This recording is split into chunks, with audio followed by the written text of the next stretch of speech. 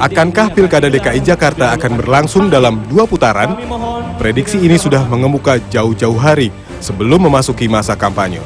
Dalam hasil survei Lingkaran Survei Indonesia atau LSI, untuk putaran pertama Pilkada DKI Jakarta, pasangan petahana Basuki Cahayapurnama, Jarod Saiful Hidayat masih bisa mempertahankan elektabilitasnya di atas 30%, meski Ahok tersandung kasus penodaan agama.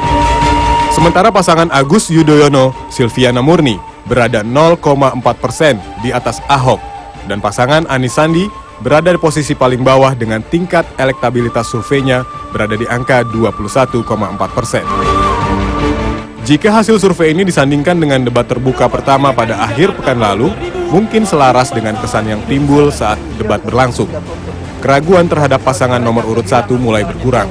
Sementara pasangan petahana, Basuki Cahayapurnama sangat terlihat ingin mengubah kesan masyarakat Jakarta terhadap dirinya. Ahok benar-benar berbeda di atas panggung debat. Begitupun dengan pasangan Anies Sandi yang berusaha menampilkan kesan berbeda dengan kedua pasangan calon yang lain.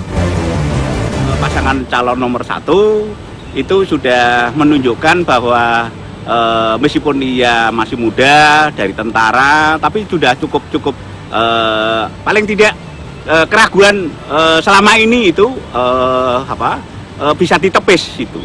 Yang Pak Anies itu terlalu tinggi, jadi bagus tapi terlalu tinggi. Kemudian yang Ahok mulai komunikasi politiknya mulai bisa menjaga diri. Lalu mengapa dari 3 pasangan itu, elektabilitas Anies Baswedan, Sandiaga Uno belum bisa melewati angka 30%? Bahkan cenderung turun dari hasil survei sebelumnya yang juga dilakukan lembaga survei yang sama dengan elektabilitas di angka 23,6%. Dan lalu mengapa pula tren elektabilitas Anies Sandi dalam survei ini menurun? Kita amati dari November, Desember, bahkan dari Oktober, itu dukungan dari Anies Sandi ini kan paling banyak dia mendapatkan dari menengah atas, kemudian juga pendidikan atas. Cuman dengan dia bertemu Habib Rizik, ini sebenarnya menjadi pendukung-pendukung yang memang secara mayoritas di pendidikan atas dan mayoritas menengah atas itu menjadi lari dari Anies Sandi. Mengapa? Karena memang Habib Rizik atau FPI ini memang populer di kalangan bawah. Tetapi ada banyak yang mayoritas di menengah atas ini yang tidak sejalan dengan Habib Rizik maupun dengan FPI.